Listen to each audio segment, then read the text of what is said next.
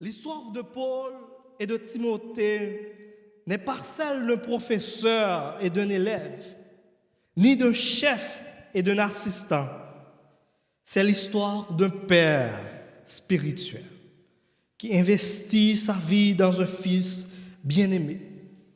C'est l'histoire d'un mentor qui transmet non seulement un enseignement, mais un modèle, une passion, un caractère, une mission. Ainsi, en méditant ce passage, ce thème, le mentorat, nous chercherons à comprendre comment aujourd'hui nous pouvons répondre à cet appel pressant d'être des mentors selon le cœur de Dieu. D'être des mentors selon le cœur de Dieu. Prions le Seigneur. Éternel, notre Seigneur et notre Dieu, lorsque nous allons parler à ton peuple, daigne nous utiliser comme un instrument et que ton peuple soit béni. Assiste-nous, dirige-nous au nom de Jésus. Amen. Parlant de mentorat, en pile dans nous, capable de poser cette question pour parler, pour dire qui ça qui mentorat et qui ça qui rapporte ça gain à nous en tant qu'Église. Mentorat, c'est un terme que nous jouons presque dans tout domaine. Mais nous prêté dans le cadre, pas nous, qui c'est l'Église. Lorsque nous parlons de mentorat à l'Église, c'est lorsque un membre d'Église qui a plus de maturité là pour lui encadrer l'autre jeune qui fait rentrer. Le mentorat permet à ce que de jeunes, des membres d'église, capables de développer dons au service de l'église. Mais qui genre ça fait? Qui genre processus là et qui ça? Bon Dieu lui-même la bataille de nous. Le premier élément que nous allons considérer dans le mentorat, c'est la relation. Cette relation bienveillante. Cette relation d'amour qui doit exister entre le mentor et le mentoré. Avant que Paul te prenne le soin pour te enseigner Timothée, pour te corriger Timothée, pour que il te balle des conseils, il te cherche d'abord à gagner une relation d'amour et bienveillante avec Timothée. Et plusieurs textes le soulignent. Il parlait de Timothée comme son fils bien-aimé, son fils dans la foi. Paul n'a pas utilisé ce terme, son fils, de manière anodine. Ce n'est pas juste pour te embellir, ça il t'a écrit, mais il te voulait passer un message. Il te voulait montrer que lui-même avec Timothée, en tant que mentor, tu as cette relation, tu as cette proximité, tu as une relation, pas comme un monde qui méritait, l'autre là bien bas, cette distance, pas de gain. Lorsque l'apôtre Paul parle de son fils bien-aimé, l'apôtre Paul ici, juste en mentionnant son fils bien-aimé, demande ce courant de pensée qui fait savoir que il ne peut pas avoir de relation entre dirigeants et membres, entre anciens et jeunes. Et souvent, nous tendons cette approche pour dire que anciens en l'air, nous-mêmes, nous en bas, anciens pas bas, nous régler rien pour eux. Il a dirigé l'église à nous là. L'apôtre Paul nous présente cette relation bienveillante, cette relation d'amour, lui en tant que le mentor et Timothée le mentoré. Paul nous rappelle que le leadership spirituel n'est pas hiérarchique, mais relationnel. Avant d'être un mentor, il faut être un père. Avant d'être un mentor, il faut être une mère. Et si vous voyez que, en tant que leader, ou pas qu'à approcher vers un jeune pour parler avec elle, qu'on ait un problème. Et si ou même jeune, ou pas qu'à approcher vers un leader, vers un ancien, qu'on ait également un problème. Et tout autant que problème ça va résoudre, nous ne pouvons pas parler de croissance pour cette église. Quand Jean te dit bien avant, l'église primitive t'a grandi puisque tu as gagné cet esprit de convivialité, cette relation d'amour et de confiance. Tu as vivre en famille. Youn te ka compter sur l'autre. Youn te ka dit l'autre là ça cap traverser le problème li. Et ensemble lorsqu'un problème vini, vous êtes capable de surmonter ensemble. Entre le mentor et le mentoré, il doit avoir cette relation bienveillante, cette relation d'amour. Et parlant de mentorat, moi songeais cette histoire que je racontée lorsque moi j'étais petit monde. J'ai un professeur, côté que un élève te vient prendre un cours de musique, mais c'était violon que l'étape joué. Et lorsque l'élève ça commençait après quelques mois, il n'a pas qu'à avancer, il a décidé d'abandonner. Il a tout ça que il fait pour lui avancer, il n'est pas capable. Et il te dit, bon, ma baille, cours ça va. Et c'est alors que le professeur t'a approché de jeune homme. Il t'a gardé et il t'a dit, vous connaissez un grand violoniste? Et moi, je suis toujours là pour m'aider à avancer. Petit mot ça qui résonnait dans le cœur de ce jeune homme d'alors, il prend cette détermination pour y avancer. Il devient un violoniste les plus reconnus du monde. Juste grâce à un petit mot que ce professeur lui-même te prend le soin pour te dire, moi là pour m'accompagner. Et le professeur là, te kembe parole. C'est exactement ce que Paul avait fait avec Timothée. Timothée était quelqu'un de timide, quelqu'un qui était né d'une famille d'un père grec et d'une mère juive. Et là, il n'y a pas vraiment cette base pour t'avancer et pour te venir monde que tu à l'époque. Mais il y avait ce Paul comme mentor qui te permet d'avancer. Bien avant que Paul t'ait commencé avec critique, il te prend le soin pour te développer avec elle cette relation d'amour et bienveillance.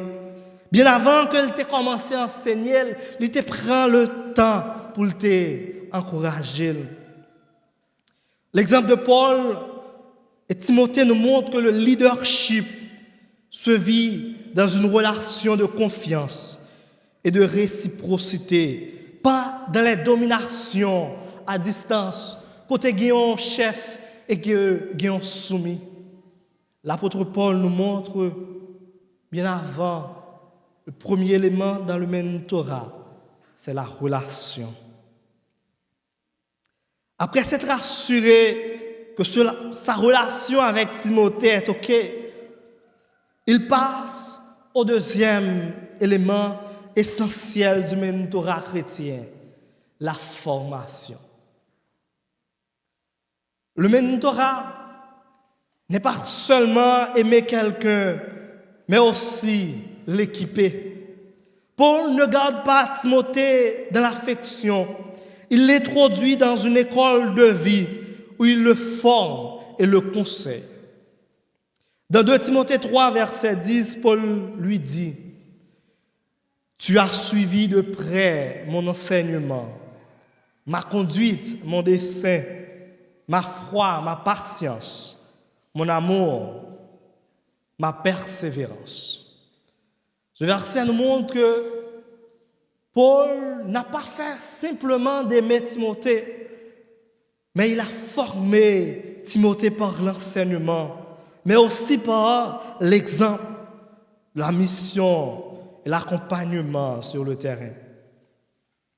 Avant de voyer Timothée prêcher ou diriger, Paul prend le soin de former sur les principes de l'Église, des dangers, des faux enseignements, et lui donne une base solide.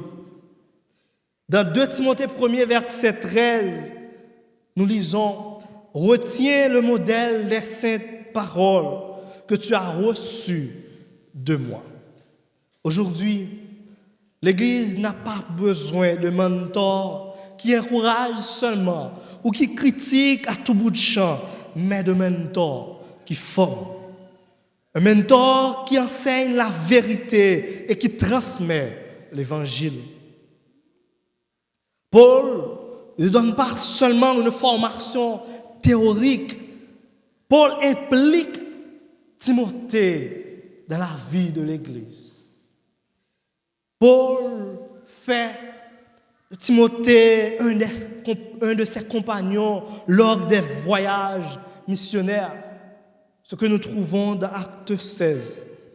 Dans les délégations spéciales, Timothée était là, dans la résolution des conflits, dans l'organisation des églises, la prédication de l'enseignement. Pour Timothée était toujours là. Ce qui sous-entend que, en tant que mentor, ne veut pas simplement donner des formations théoriques, mais il faut impliquer les membres de l'Église, les jeunes que nous formons, les mentorer dans la vie de l'Église. Beaucoup de jeunes dans nos églises n'avancent pas parce qu'on ne leur confie jamais rien. Ils regardent, ils assistent, ils écoutent, mais ils n'expérimentent jamais. C'est comme ils viennent à l'église, comme pour venir, ils viennent chita, ils finissent parler, et puis ils virent d'ol, la Cali. Là, il n'y a pas de progrès, et l'église ne peut pas grandir dans ce climat. Paul n'avait pas cette mentalité que nous joignons dehors, qui dit, il ne pas quitter le vin prendre place li.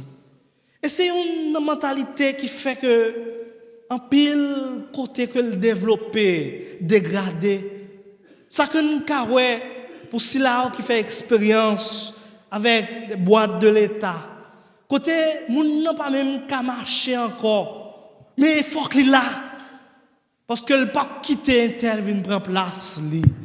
C'est bien maman la papa elle t'est mouri qui t'est pour lui. Donc faut aller fin jouer jusqu'à ce qu'elle mourit.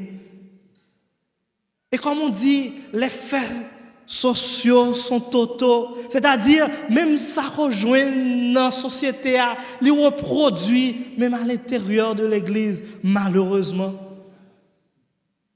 Ce qui veut dire l'autre là tout autant c'est lui qui là, c'est lui pour nous place ça.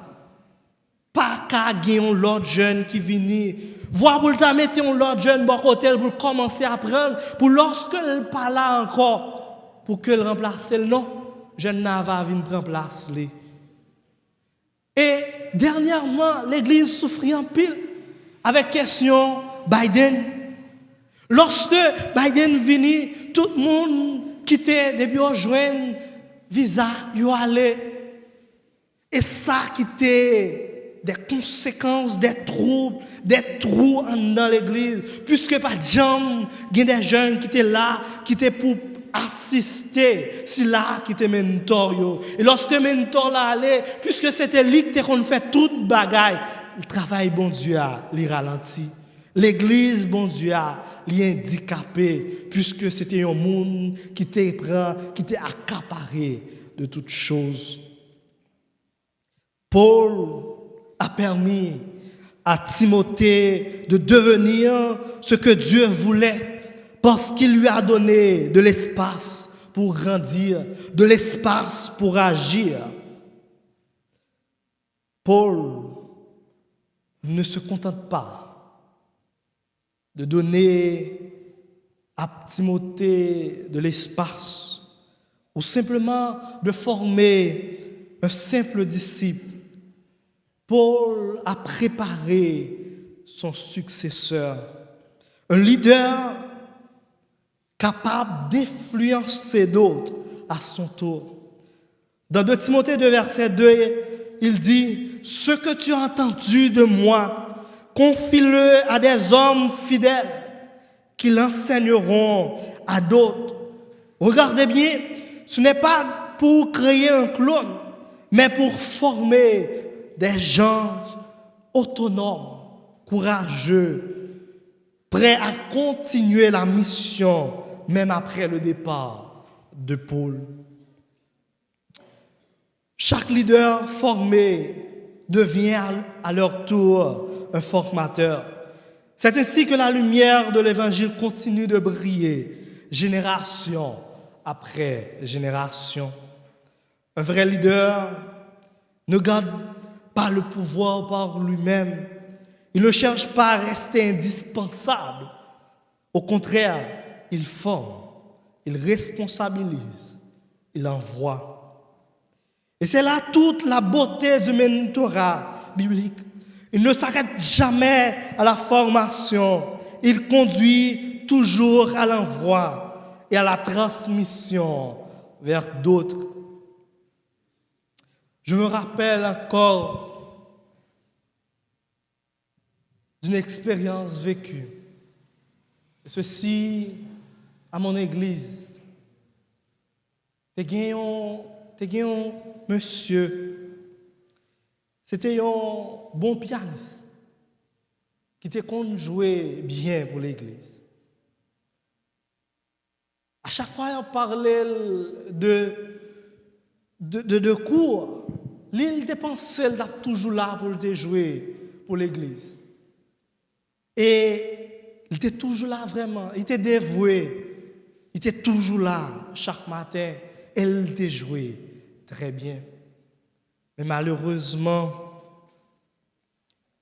un jour, pendant que il est devant la caille,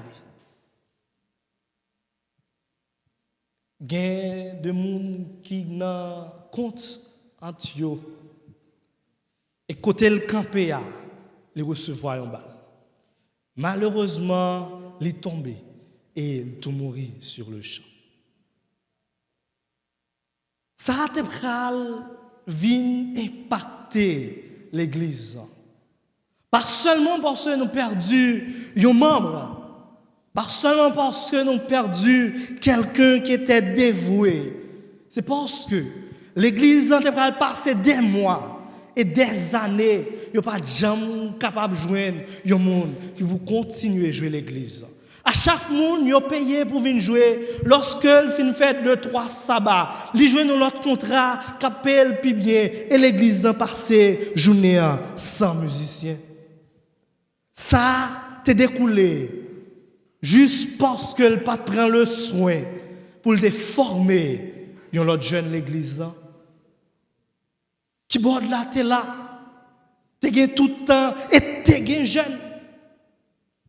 Mais il ne pas prendre le soin pour te former, puisque pour lui, il est toujours là et il t'a toujours continué à jouer pour l'église. Là. Jamais il ne pas prendre le soin pour te montrer un jeune fait dorémi sur qui borde là. Et ça, l'église là, t'es prêt à le payer. Et jusqu'à cette présente minute que me quitter l'église, moi, c'est toujours continuer louer, payer un monde vient jouer, jodi a pas vient jouer. Et jusqu'à présent, il n'y a pas jamais pour envoyer un jeune à l'étudier. Et c'est tout cela qui permet à ce que l'église n'a pas grandi si nous pas croyons dans cette question de mentorat.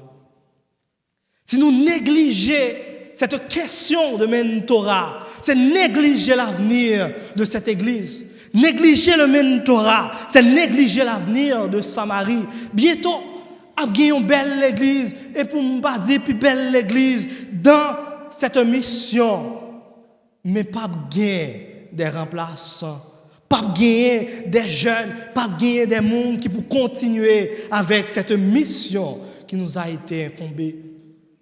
La servante de Dieu, Ellen G. White, a dit, la mission a commencé par les jeunes, elle a terminé par les jeunes.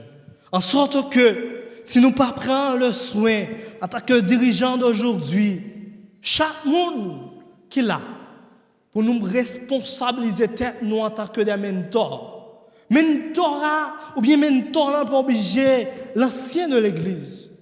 Il n'est pas obligé le pasteur de l'église. Du moment que vous rentrez à l'église, avant, il y a l'autre, ou c'est mentor, celui-là qui rentre.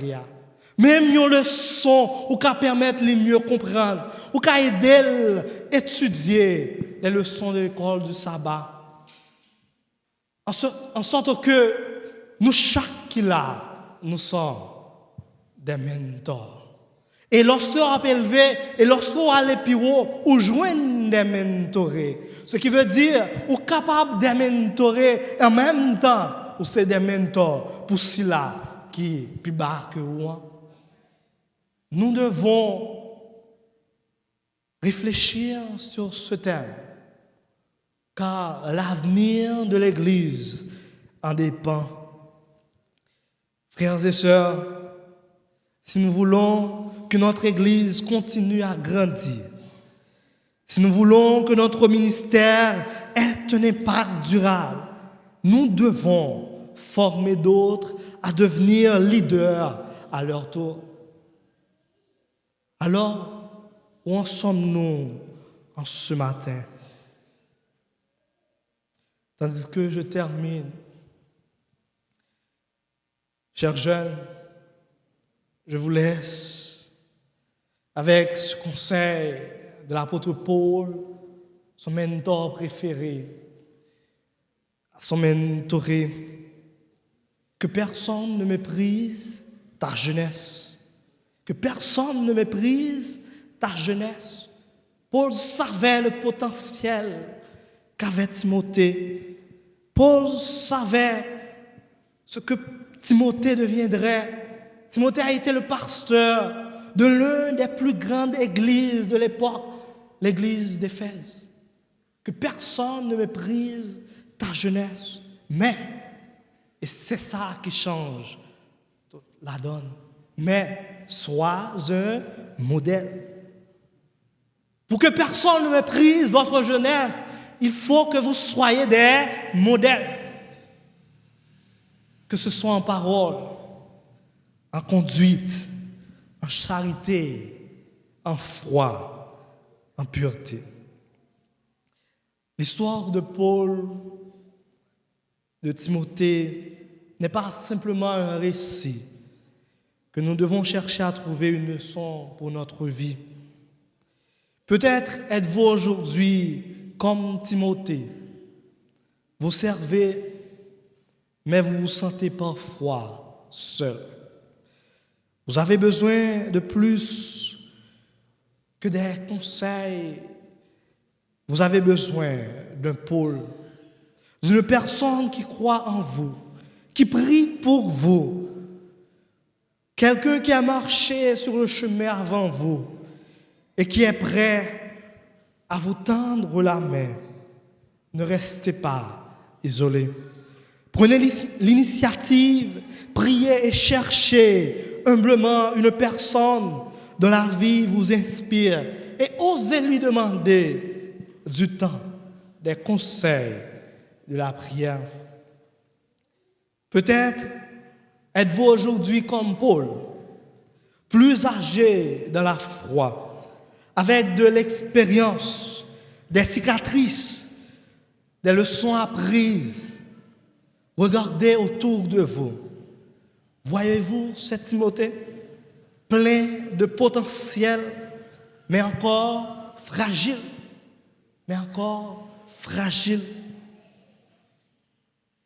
Votre plus grand héritage ne sera pas ce que vous avez accompli pour cette Église, mais qui vous avez formé.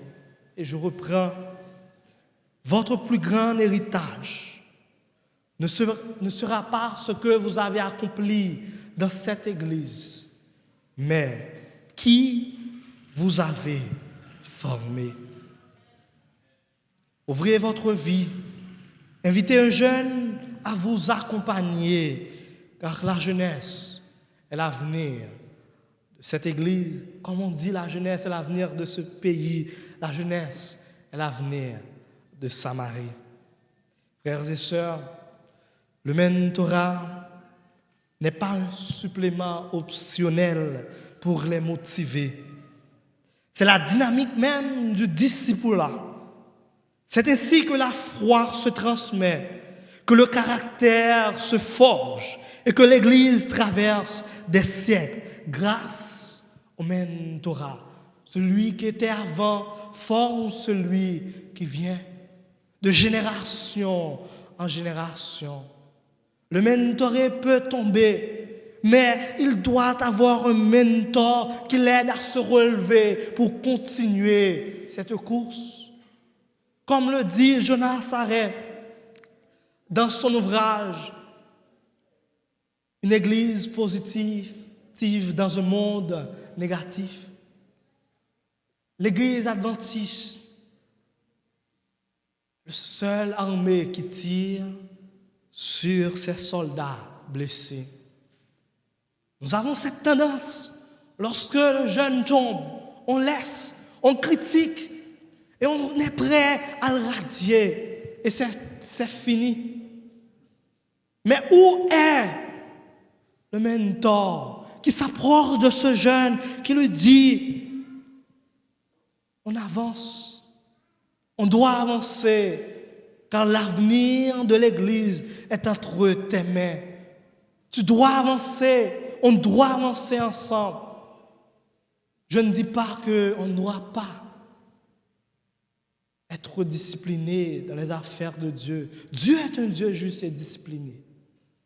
Mais nous devons être des mentors. Lorsque quelqu'un tombe, nous devons être là pour le motiver, le ramener et non de le repousser. De Jésus aux apôtres, de Paul à Timothée, il était toujours question de mentorat. Et de Timothée à des hommes fidèles, il était encore question de mentorat. Et des hommes fidèles jusqu'à nous aujourd'hui, il est encore question de mentorat. Cette chaîne est parvenue jusqu'à nous.